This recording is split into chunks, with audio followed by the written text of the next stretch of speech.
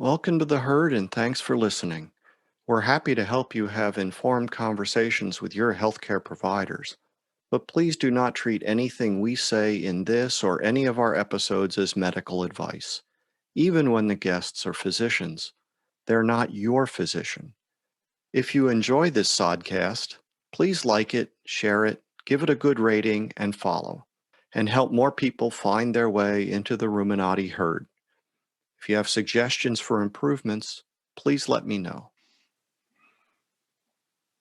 Howdy, everybody. Welcome to this episode of the Meet Your Herdmates Sodcast. I'm so pleased to be joined on this episode by Dr. Ken Berry. Doctor. Hello, Doctor. Hello, Doctor. Okay, we'll stop that now. So, Dr. Berry, you practice family medicine and you practice in Tennessee. Yes. Why don't you tell us a little bit more about yourself? Act like maybe we've just met at a dinner party and tell me a little about Dr. Ken Berry. Sure. So I am a classically trained family physician, currently board certified in family medicine. I've been practicing for over 20 years. The majority of that practice has been in a very rural clinic in Midwestern Tennessee. I've done several years of emergency department work as well, a couple of years of obstetrics as well during my training. And so well trained in classical allopathic medicine, well practiced in such. And only in the last few years, when I became a morbidly obese, pre-diabetic, miserable doctor who was suffering from multiple medical conditions, did I start to kind of peek my nose up out of my rut and go, wait a minute, what's going on here? I'm kind of following the dietary guidelines. I'm pre-diabetic. I'm morbidly obese. I was 297 pounds at my heaviest that I know of. And obviously, the food pyramid and the MyPlate and the American Diabetes Association diets ain't working for me anyway. And when you give your patients medical advice, you always secretly fear that they're non-compliant, which means that they say, yes, doctor, I see this food pyramid handout you gave me, and I'm going to go home and eat Cheetos and jelly donuts and ignore that. That's what every doctor's secret fear is that our patients aren't listening to us. And I had that same fear as well. I figured the average patient who I would see with diabetes or obesity, they just weren't following my advice, right? But here I had this guy staring back at me from the mirror, and I knew that he had been following my advice because I live with him every day, right? And so I thought, well, maybe I've missed something here. And so I really tightened up with a MyPlate / ADA / DASH diet, which is the American Heart Association's diet. And I was either starving to death every hour of every day, or I was still continuing to gain weight and become more and more diabetic. So at that point, I thought there's got to be something that I wasn't trained, that I'm missing. I must have slept through an hour or two of my nutrition class in med school. I don't know. And so I started really looking outside of my box, looking at, nutrition books, first of all, textbooks, but they just really echoed everything I'd already been doing.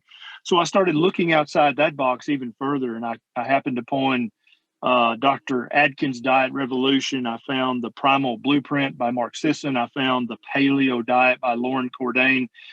And I thought, well, everything these guys are saying is exactly backwards to what I've been taught. But back to what I said earlier, what I've been taught ain't working for me and appears to not be working for the majority of my obese diabetic patients. And so I thought, well, I'll just be the guinea pig. I'll just try these things for a few months and see what happens.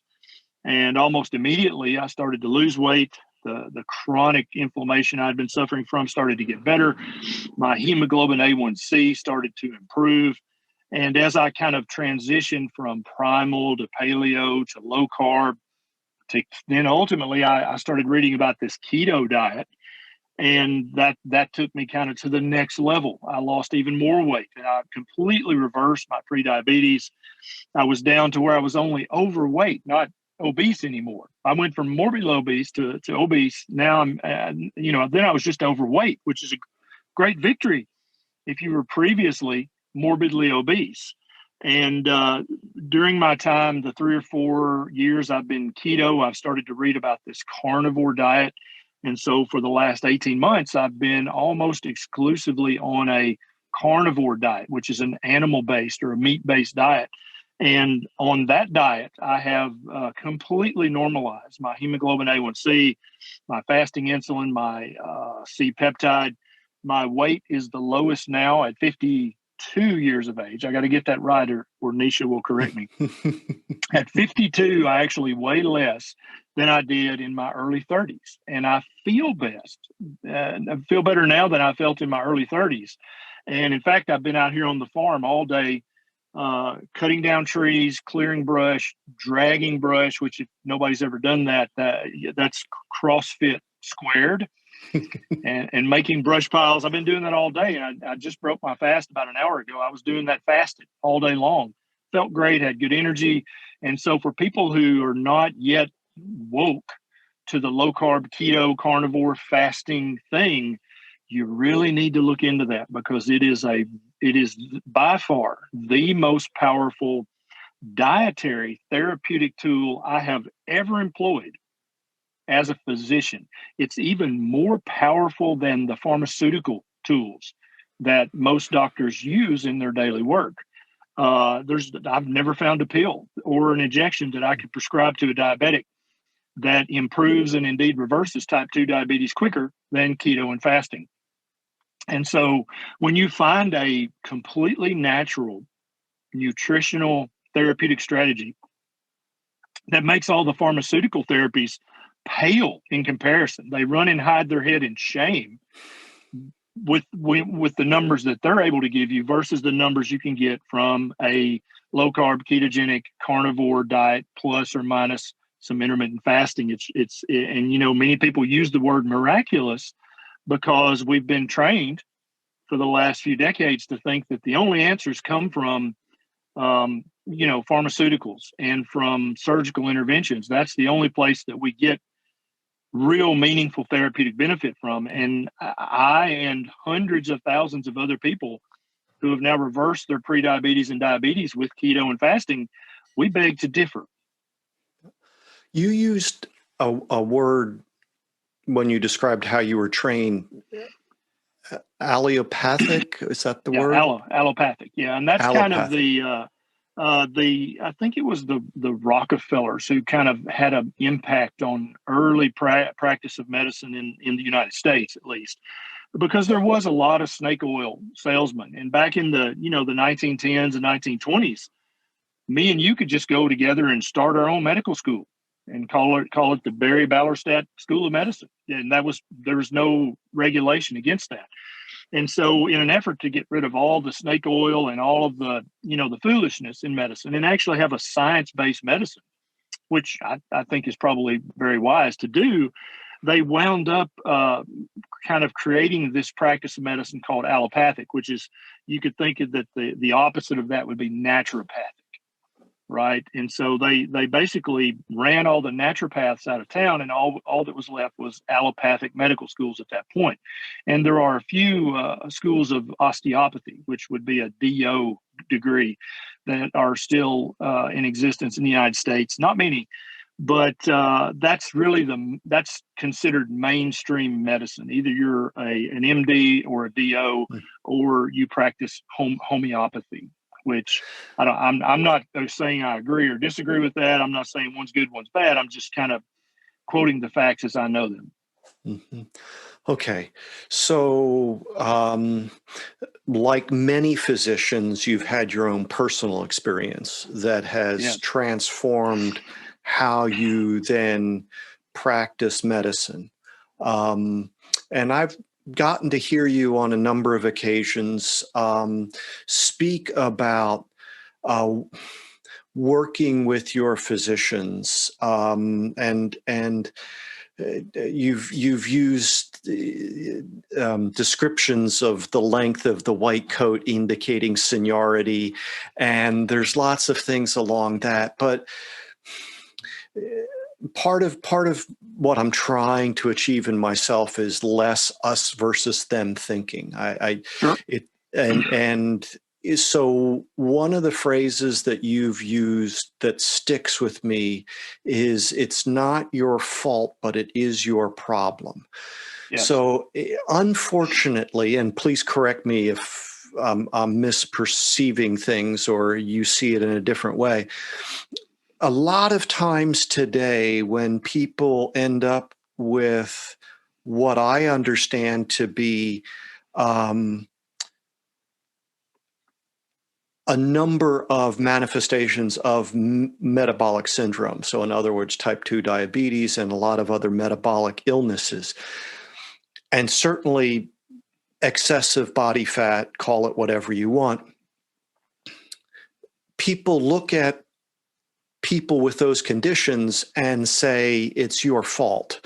You didn't follow the advice, or you're a lazy glutton. Yep. And so in your book, Lies My Doctor Told Me, you have a subtitle about medical myths. And these, I'm not that kind of doctor. So if people could hear a physician talk about just a few of those myths, and I think that then opens up people to say, well, wait a minute, if that's not right, then what about these other things? So Sure. What would you say are the medical myths that you want people to hear here?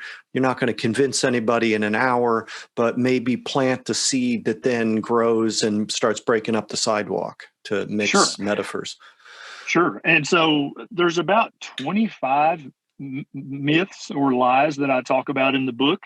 And I think probably the ones that would help people the most, the quickest, would be the myth or the lie that eating multiple servings of whole grain foods is really good for human beings, that it protects you from cancer, it protects you from obesity, it protects you from diabetes.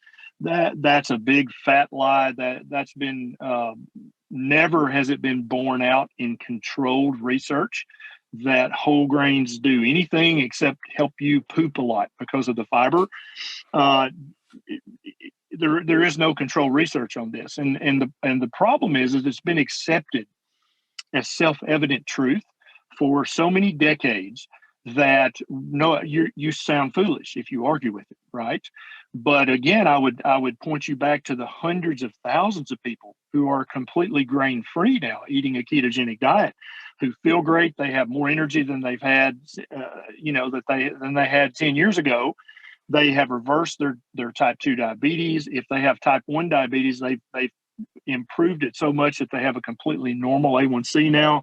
People with severe chronic medical conditions ranging from heartburn to rosacea to psoriasis to eczema to chronic arthritis pain, all of these things get better when you remove grains from your diet instead of adding more grains to your diet. And so that's one of the lies. There's an entire chapter I devote to that. Another lie that I think is very insidious, that's become very popular with doctors in general and dermatologists in particular, is that you should avoid the sun as much as you possibly can. And if you must be out in the sun, you have to slather on SPF, 400 or however high it's up to now. Welding grade. And try to avoid all sun exposure. Try to get no UV radiation whatsoever from the sun, because that's going to, if you get UV radiation from the sun, that's going to skyrocket your chances of developing skin cancer. And the research that proves this, in air quotes, if you start to really dig into it, which I did for when I was writing the book, it's farcical. It's beyond idiotic. It's just ridiculous. Some of this research was done on donated foreskins. Young males who had circumcisions, they would take the foreskin and they would then experiment on it. And they were not able to give these foreskins skin cancers. All they could do with just huge doses of ultraviolet radiation would be to make this foreskin, which, as some of the listeners might have guessed, is now dead tissue. It's no longer living human tissue, right? They could cause some biochemical changes in that that looked like the first step towards skin cancer. And so that's the kind of research that this is based on. It's foolishness. And so human beings have lived in the sun for our entirety of existence on this planet. We've actually been in the sun so long, we've learned how to make vitamin D from sun exposure, almost like plants make sugars from photosynthesis, from exposure to the sun. We know that nitrous oxide goes up in our skin when we're exposed to the sun, which lowers blood pressure. All these good things happen from sun exposure, but yet the average person who just listens to their doctor, or they read an article in Good Housekeeping, or they watch, an episode of Good Morning America, and they see some dermatologist saying you need to hide in a cave as many hours as you can, and if you must go out in the sun, completely shield your entire body from this very dangerous star that we orbit, because it's been proven beyond shadow of a doubt that any sun exposure is dangerous for your skin, and it's foolishness based on nothing. Another myth or lie that I try to debunk in the book is the calories in, calories out. That if you count calories and you try to burn more calories than you eat, which means eat less and move more, that is the secret to losing weight, to reversing your obesity, and to approaching an ideal body weight. The problem is that 99% of people who try this fail at it, and they fail over and over and over. And they'll try the Weight Watchers diet, which is a calorie restriction diet. They'll try Jenny Craig, which is a calorie restriction diet. There's all these different flavors or brands of a calorie restriction diet, but in the end, it's move more, eat less. And so basically a semi-starvation diet, and you're supposed to then continue to starve yourself for the rest of your life in order to maintain an ideal body weight. Well, there's a reason that 99% of people fail at this. There's a reason that Weight Watchers has been a profitable company since 1969. And we still have an obesity epidemic, but yet somehow they're still making a profit. They're obviously not getting paid for results, right? So that turns out that's just not the case. And there's actually big medical studies, including the Women's Health Initiative, which showed that after years of calorie restriction, the women in the study lost almost no weight. And so it's been shown in controlled research that's not true. But the problem is it's been very fashionable for the last few decades. And, you're a lot older than I am, Peter, but man, your age, you understand that once something has went through an entire generation of humanity. So basically your mother was born, her mother taught her this, and then she taught you this. That becomes ingrained in an almost magical way for human beings, right? Because if your grandmama told you something and your mama confirmed it, and then your doctor confirmed it, that's it. That's bedrock. You can't even argue with that, right? And that's what's happened with the calories in, calories out myth. That's what's happened with the sun myth. That's what's happened with the whole grains myth, and all of the other myths that I talk about in Lies My Doctor Told Me. They've become ingrained over a complete generation. And at that point, it becomes it's almost like saying to someone, no, your mama didn't know what she was talking about.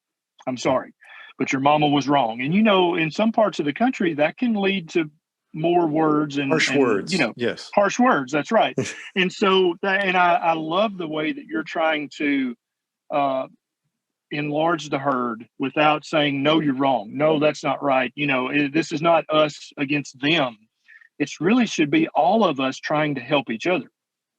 And I agree with that 100%. And that's how I try to practice medicine every day, both in the clinic and online, is, hey, this is not me judging you. This is not me judging your mom. This is me trying to open a gate and give you a pathway to the health that not only do you deserve, but the health that I figure you probably daydream about. The good health that you think you're never going to enjoy again. Yeah, it's right down this path. You've just got to walk through the gate and give it a try. So some other things that we could add to the list, but we don't have to go into them in detail. But the idea that saturated fat causes heart disease, that animal products cause cancer, that dietary cholesterol raises your cholesterol level in your blood, that in fact the total cholesterol or your LDL cholesterol are meaningful indicators of risk. And there's a long list of these, which, okay, you begin to sound like, there's something wrong here, but there's abundant evidence, and we can certainly provide references and citations for people to investigate further. Um, but and again, it's not us them trying to understand, put myself into the position of someone newly graduated from medical school. They've got their sheepskin. Do they still give sheepskins? Is that permissible I anymore? think it's probably just copy paper now. Yeah. Okay, copy paper. Um, that you're graduating. You've got a debt now, undoubtedly. Maybe you have a family.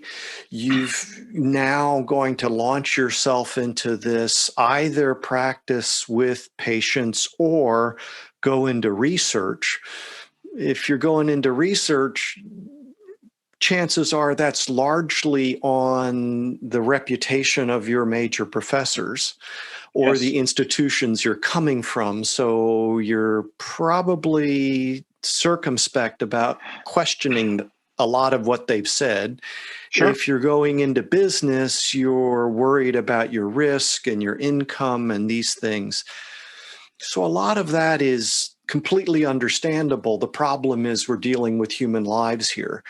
Right. And so one of the comments that I think Dave Feldman gave me, the pivotal patient, I think is his name for that patient that impacts, like in Dave Unwin or Eric Westman or Ted Naiman. I mean, in your case, it was you. In those Yep. cases, it's another one. So not everyone feels comfortable arguing with their physicians. There's a really weird, seemingly, Yep. relationship between physicians and patients in the United States. Yep. And maybe that's some things that you could offer some perspective on to help people work with their physician to Absolutely. undergo this journey.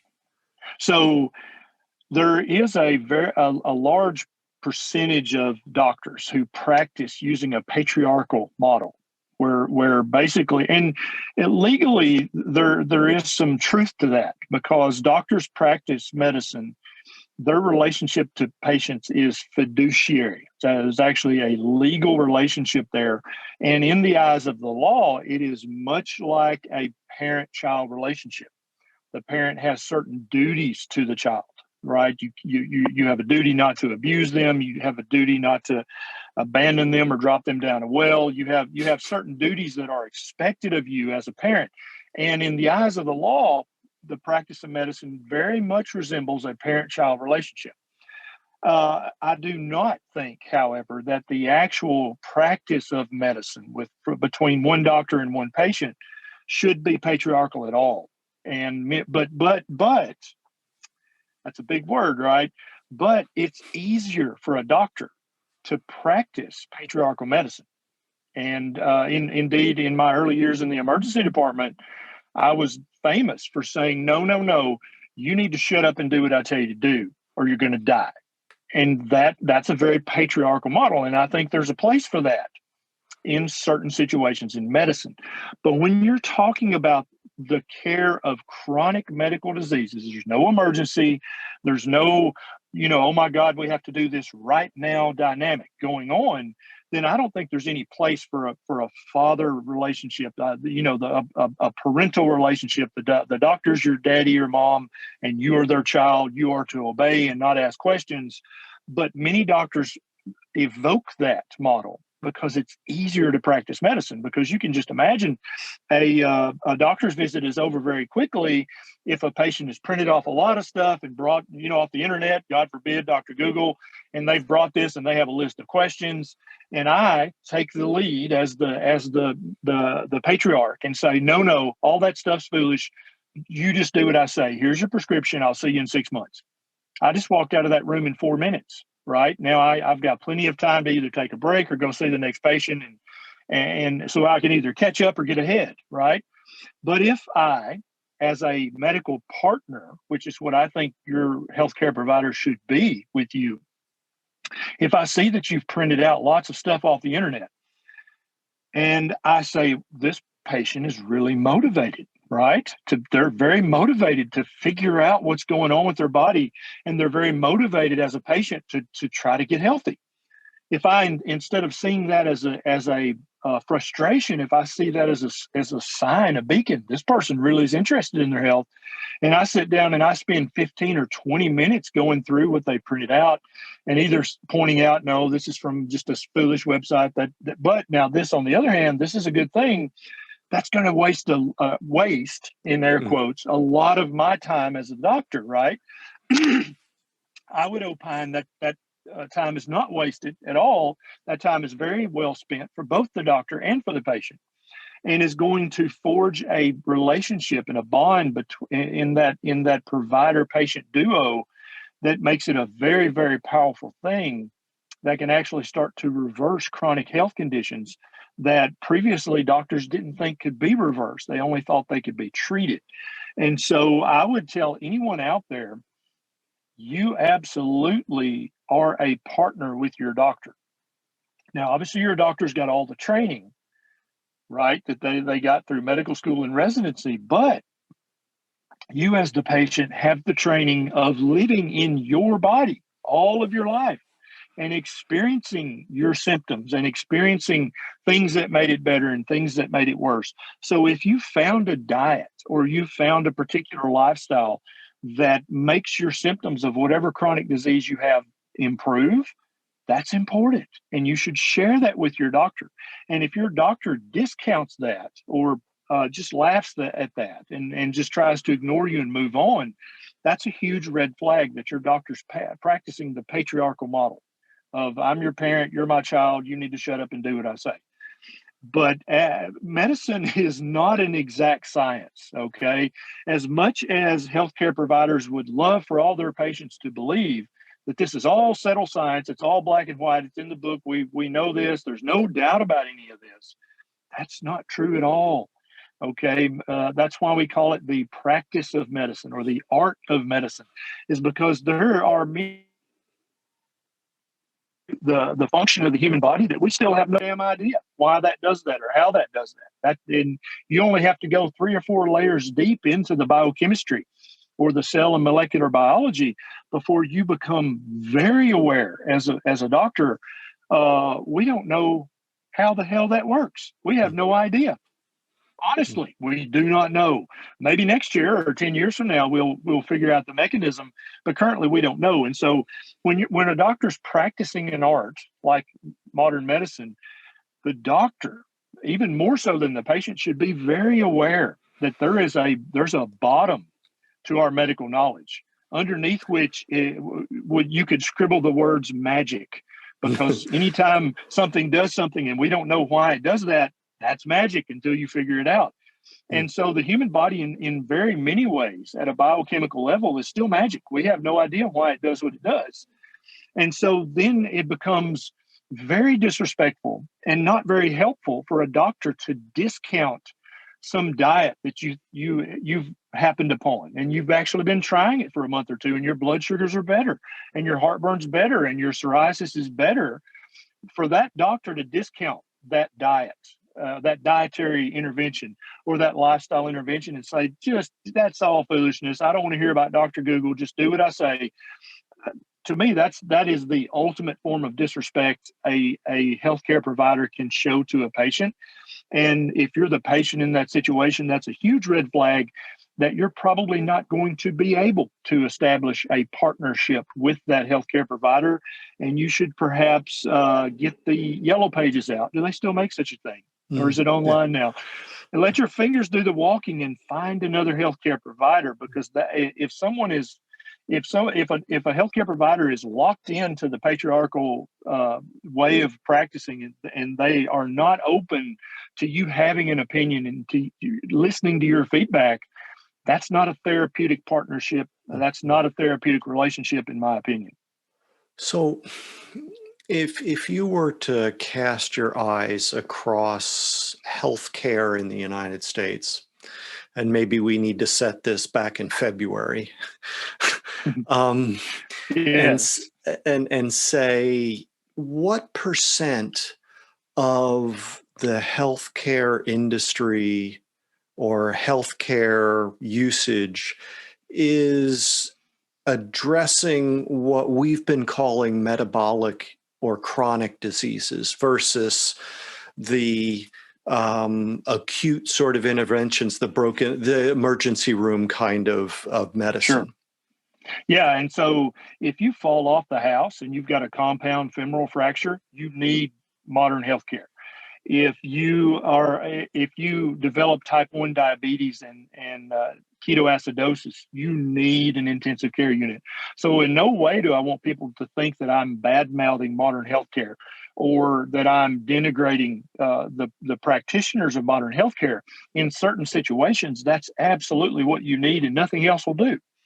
But when it comes to chronic medical conditions, chronic metabolic conditions, doctors are historically and currently very, very bad at even managing them and keeping them from getting worse, not even to mention reversing those. And so, metabolic syndrome is this curious thing where you have high blood pressure, you have high triglycerides, you have a waist to height ratio that's greater than 0.5, you have high blood sugar, and I would opine that we could add chronically high levels of insulin to that milieu, and that's metabolic syndrome.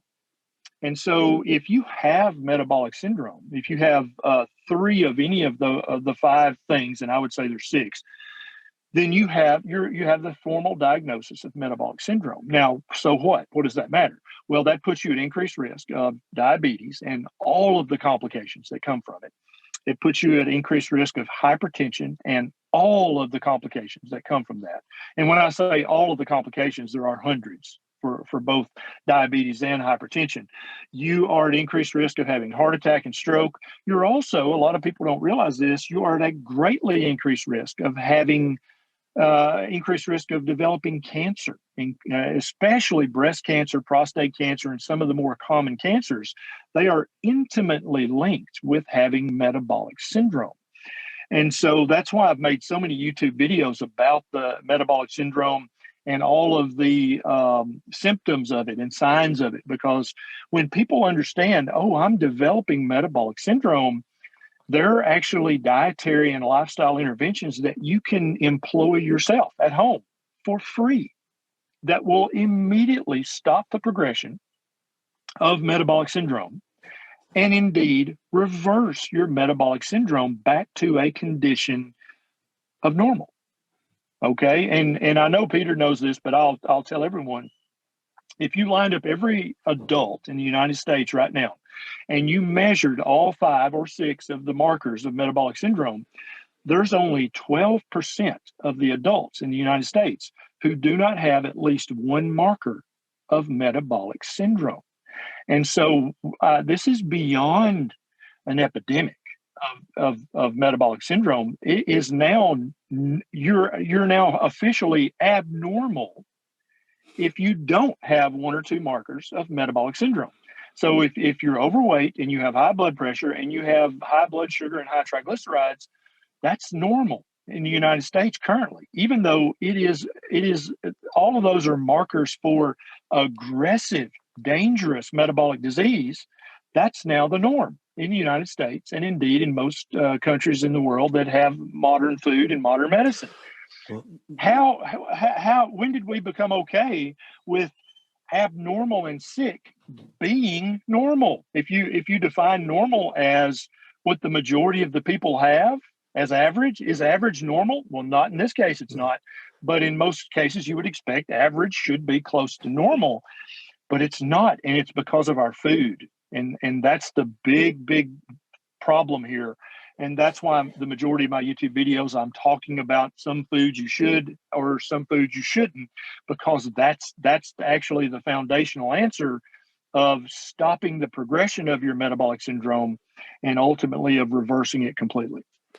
So just to add little, because it's something that's growing in my awareness, and that is that this is a global phenomenon. Yes. It looks different in different countries, obviously Yes. low and middle income countries. But again, part of the myth is that this is the result of affluence Right. and that people don't have to Absolutely work not as the case. hard, right? So, and we have all this fast food. So, whatever, which always devolves down to it's the burger patty, not the bushel of French fries or the half gallon of carbonated sugar Right. water. It's always That's the right. beef. Yep. Um, so, Actually, the highest rates of increase in diabetes and prediabetes in the world are in Asian countries and in the Indian continent. That's where the largest increase in diabetes, and this is in people who are predominantly thin, right? And so we have to stop thinking of obesity as the cause of all of these metabolic problems. Obesity is just one of the symptoms that you have an underlying metabolic dysfunction. It's not the cause. And there are many prominent healthcare providers out there who will say, well, no, obesity is the cause of type 2 diabetes. Absolutely untrue, not unsubstantiated, never proven. And indeed, we see people start to reverse their type 2 diabetes and still be very, very overweight. And so it's gotten so cloudy. The water's so muddy, Peter, that even very smart healthcare providers can't tease out what's causing what, because obesity and type 2 diabetes are very intimately related.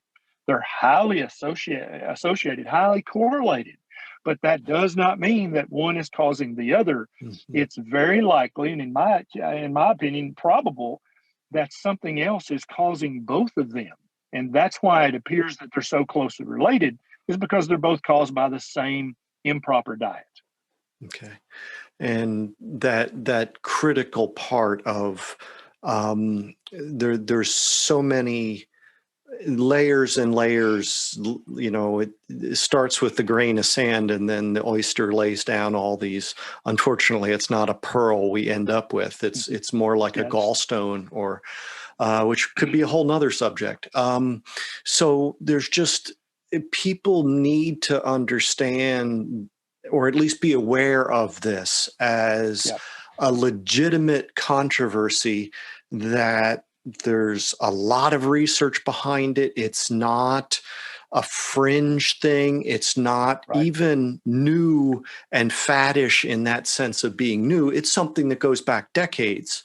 True. That many of what we believe today popularly are settled issues were settled politically, not scientifically. Yeah. And there are many people out there who don't believe in a low carb or a ketogenic or a carnivore lifestyle, who want to call us science deniers or anti science. And nothing could be further from the truth.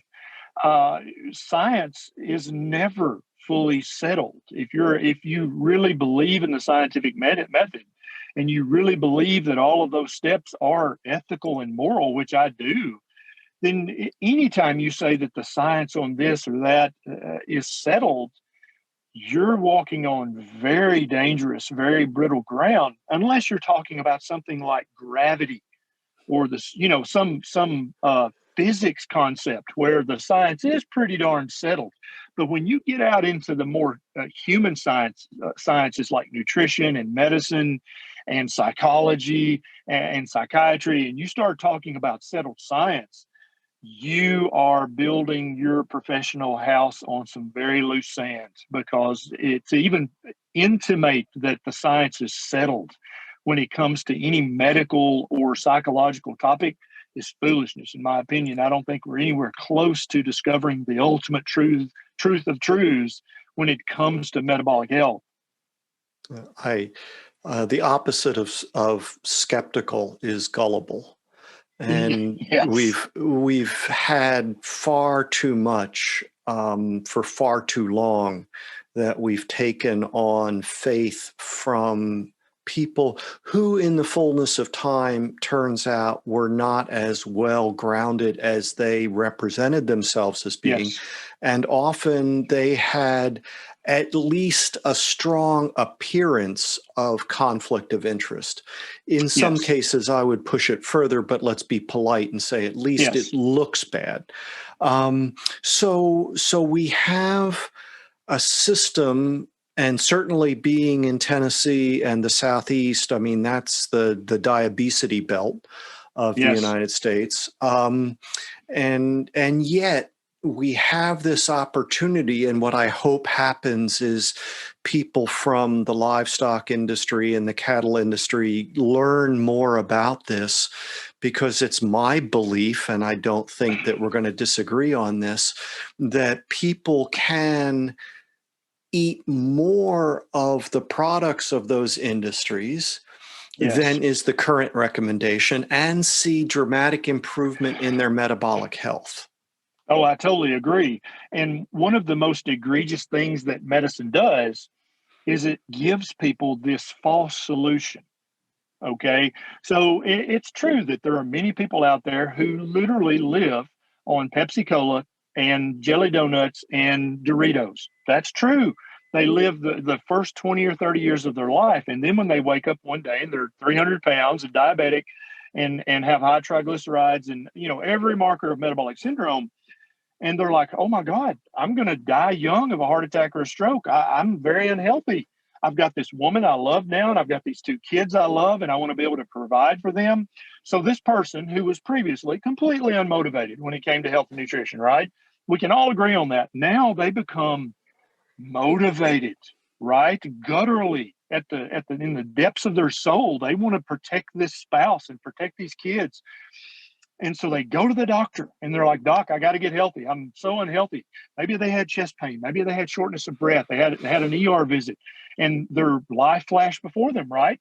So they are the most ready will ever be in their life to hear the truth, to hear, how can I fix what I've done? This is my fault. I did it to myself, but now how do I fix it? And instead of offering a nutritional solution that includes ancestrally appropriate foods like meat and eggs and butter, they are offered the My Plate or the food pyramid or the American Diabetes Association diet. These people, they tell them, you got to stop the Doritos and jelly donuts. You got to stop the Pepsi, okay?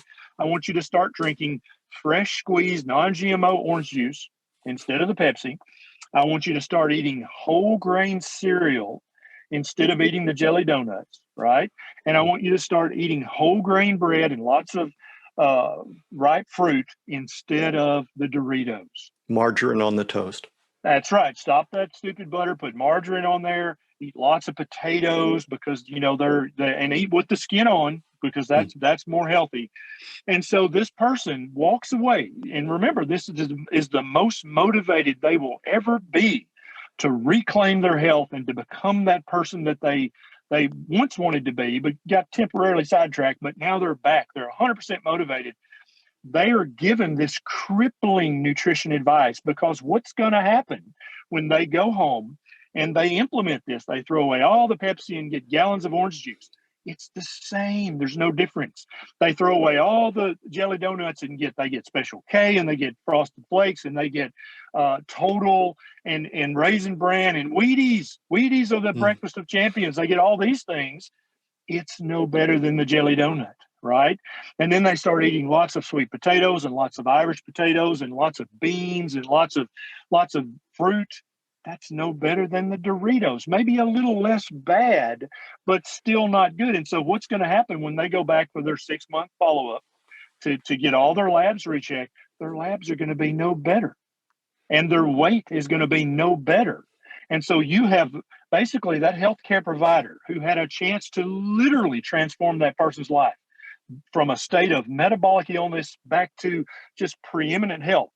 What an opportunity. That gives me goosebumps thinking about being at that moment in time with that person right after they've had that chest pain. And the heart attack's been ruled out. Good news, you haven't had a heart attack. Bad news, you're diabetic and you have high blood pressure and you're going to die 10 or 15 years sooner. That moment is such a beautiful thing for a doctor to kind of stumble into.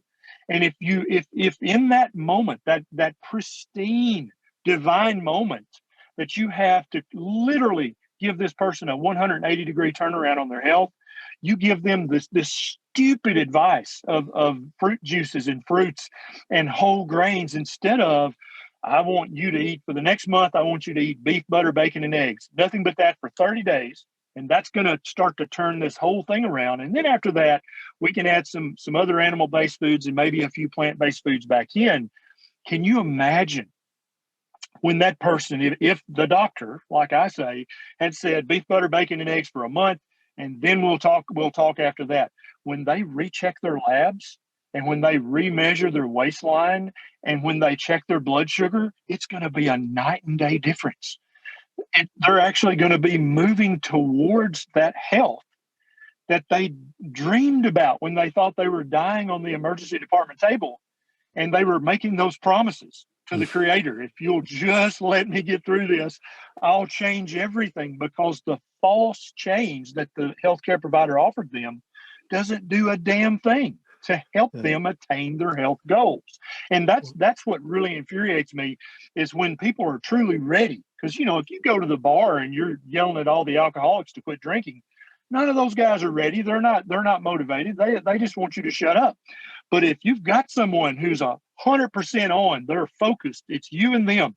Yes, doctor, tell me what to do and I will do it, whatever you say. And they've got a spouse sitting right there beside them going, you damn straight he's going to do what you say, because I'm going to ensure it. If they were given proper nutrition advice and proper lifestyle advice at that key moment, can you imagine the seemingly miraculous changes that would happen? But what you wind up with is a patient who comes back in 3 months, who's frustrated because they know that their pants is the same damn size as it was 3 months ago. Their blood sugars are the same. They don't feel any better, right? Nothing's changed. And so they've had 3 months of utter frustration because of the ignorant nutrition advice given by their healthcare provider. And then they're accused of lying when they And say then that the they've doctor, done every, So that's right. They assume that they're non-compliant. And so and then you were right back to the glutton sloth. You're not trying, you're lazy, you're just eating junk. This is all your fault. I can't help you if you're not going to listen to me. But the problem is, Peter, they did listen, and they did. They started drinking a gallon of orange juice a day. They ate cereal 5 bowls a day. They used skim milk, not whole fat milk. And they got rid of the butter and got margarine. They did all that, and nothing got better because the advice is wrong. Well, and then to flip it the other way, I mean, all of that, yes. What's that like, though, to go through your career and realize that all your patients really don't ever get better? At some level, there's got to be some kind of bother, some irritation at some level of awareness that just burns you out after a while.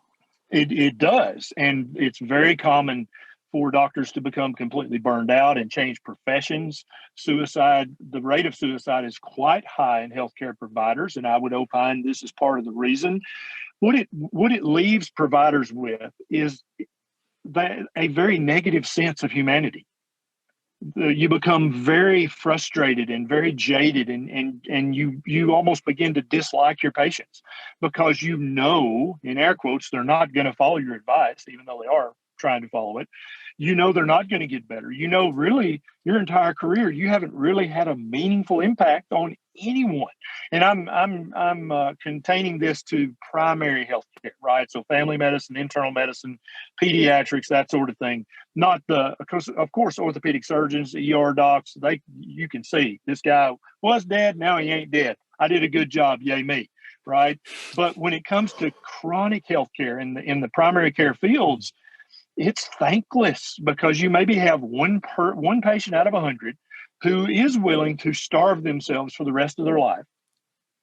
And that nutrition advice will work if you starve yourself for the rest of your life, right? So if you only eat 800 calories a day of the orange juice and the Special K and the potatoes with the skin on, then yes, you will lose weight and you will slowly including a improve your great deal metabolic of markers. including a great deal of lean body mass, which then leads to Including losing bone, muscle, tendon, everything else that you don't want to lose. That's exactly right.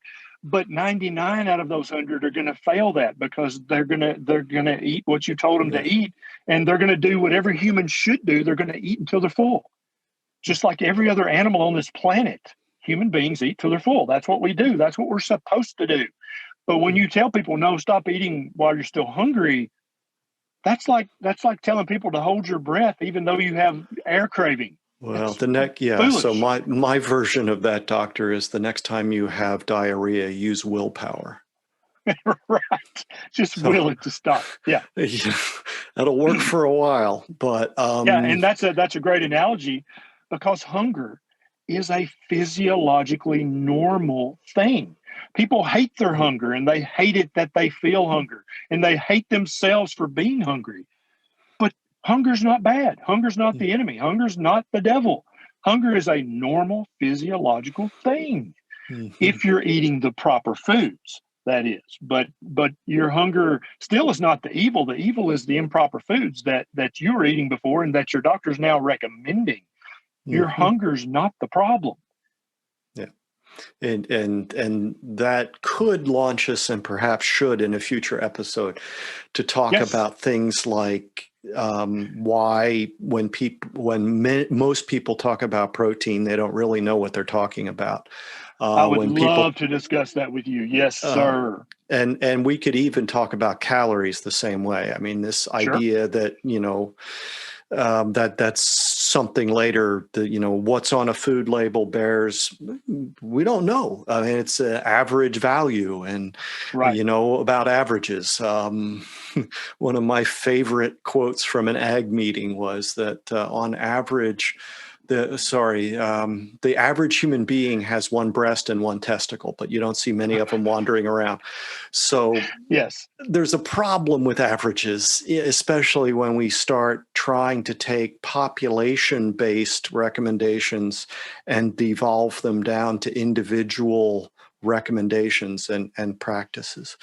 So I totally agree. It's great spending time with you. I'm glad to give you a little chance to, breathe after you're doing some land clearing. I'm proud of you. Thank you. So I've asked you a bunch of questions, give you a chance to turn the table on me before we sign off on this episode. Let's see. I've got an extra chainsaw. Are you available in the next few weeks to come out to Tennessee and help me clear some? I'm trying to create some silvopasture here, and I need an extra chainsaw. So if you, no, you want somebody that knows what they're doing with that particular tool, doctor. Give a